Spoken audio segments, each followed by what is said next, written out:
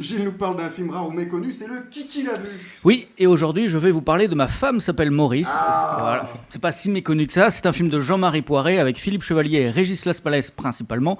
C'est sorti le 25 septembre 2002 au cinéma. Ça a fait 710 000 entrées en gros. Le film a été récompensé quand même en 2003. Il a reçu le bidet d'or du film et le bidet d'or du réalisateur pour Jean-Marie Poiret. Et ça existe en DVD aux éditions Warner Bros. L'histoire, c'est celle de Georges, un agent immobilier marié mais infidèle et qui a maille à partir avec sa maîtresse, Emmanuelle, jalouse au possible. Alors pour s'en débarrasser, Georges décide un jour de faire appel à Maurice Lapin, bénévole au secours populaire. Son idée, le faire passer pour son épouse, une femme horrible et dangereuse. Qui l'a vu ? Moi, je l'ai vu. Oui, vu aussi. Non. Ah, on écoute un extrait. La haine, vous avez la haine, ma femme elle a la haine. Ah non, ça va pas, ça, faut personnaliser. Les gremlins, vous connaissez les gremlins? Ils sont méchants les gremlins, faites-moi un gremlin. Gremlins, oui. Méchants ces gremlins, ouais. Gizmo caca. Gizmo caca. Gizmo caca.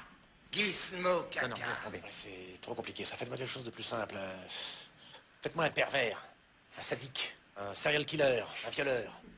Ah oui, le violeur de mouches.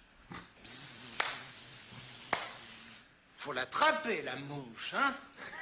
Ah, je l'ai. Beware, beware! Alors, Ma femme s'appelle Maurice fait partie de ces films que l'on connaît mais souvent par simple réputation.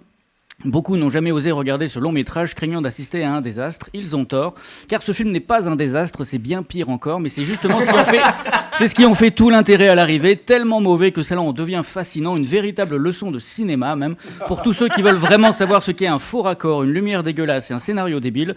Ma femme s'appelle Maurice vous propose tout cela et plus.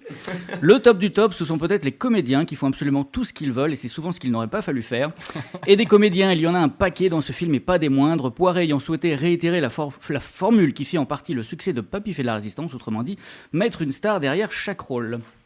Sauf qu'à l'époque de Papy, les stars s'appelaient Jean Carmé, Bernard Giraudot ou encore Jean-Claude Brialy. Dans Ma femme s'appelle Maurice, les stars se prénomment désormais Daniel Evenou, Benjamin Castaldi et Raphaël Mesrahi.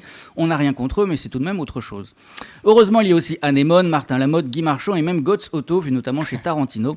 Bref, un casting insensé et relativement classieux qui aurait donc pu se suffire à lui-même et sauver le film de justesse en les dirigeant bien. Mais le réalisateur préféra une fois de plus surenchérir, pour ne pas dire alourdir, avec une couche supplémentaire de par une bande-son souvent irritante et où les noms de Dalida, Patrick Juvet, Umberto Tozzi et Kylie Minogue se côtoient, là aussi sans aucune harmonie, ce qui gâche la plupart des séquences. En résulte un spectacle aussi fou qu'improbable, surréaliste et confus, et dont le divertissement en est in fine de ses multiples ratés et autres fautes de goût mises en scène à l'excès, un sujet totalement fauché emballé par de très gros moyens fournis en partie par la Warner Bros. Ce qui m'amène à dire que Ma femme s'appelle Maurice, c'est un peu le Batman et Robin de la comédie française, à voir pour le croire. Merci Gilles. De rien. J'ai cru voir Virginie Lemoine sur l'affiche aussi. Ah oui, elle est dedans, oui. Oui. C'est pas son meilleur rôle. Mais... Non, mais j'ai oublié qu'il y a Castaldi aussi, Jean-Pierre Castaldi. Oui, il y a toute la famille. Oui. Il y a Benjamin. Ah oui, bah,